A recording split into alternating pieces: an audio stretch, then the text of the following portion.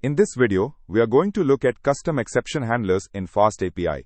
By the end, you will know how to register a global handler for any exception class, how to return a consistent error format across your entire API, and when this feature is the right tool versus when a simpler approach will do.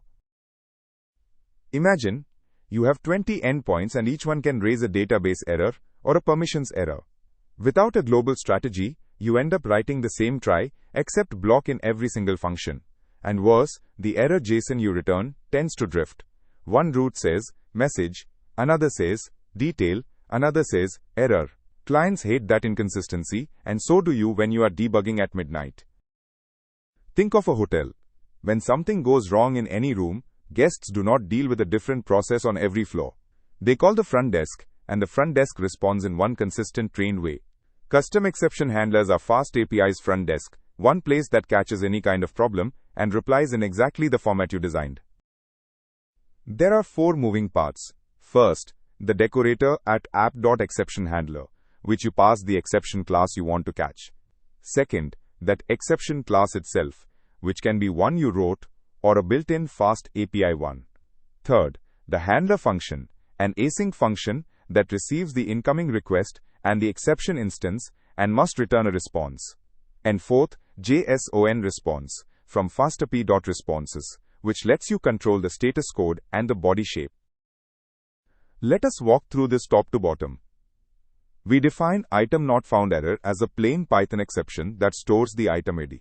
Then the decorator at app.exceptionHandler, passing itemNotFoundError, tells FastAPI to call itemNotFoundHandler whenever that exception escapes any route.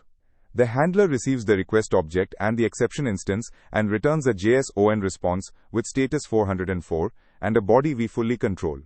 Next, we override RequestValidationError, that is the class FastAPI raises when incoming data fails Pydantic validation. We wrap its errors method to return our own consistent shape instead of FastAPI's default. Finally, the route itself simply raises itemNotFoundError and never touches JSON formatting at all. When a request arrives, FastAPI's ASGI middleware wraps the entire call stack in a broad try except. If any exception escapes your route function, FastAPI checks its registry of handlers in order, matching by the exception's exact class or its parent classes. The first match wins and its return value becomes the HTTP response. One important trade-off. Handler functions are not path operations, so FastAPI's dependency injection system is not available inside them. You cannot use depends there. Use a global handler when the same error type can bubble up from many different routes, and the response format should always look the same. It is also the only clean way to reshape FastAPI's built-in validation error response. On the other hand, if only one route can ever raise a particular error, or the way you recover depends on context you captured in a dependency, a local try except inside the route function is simpler and more explicit.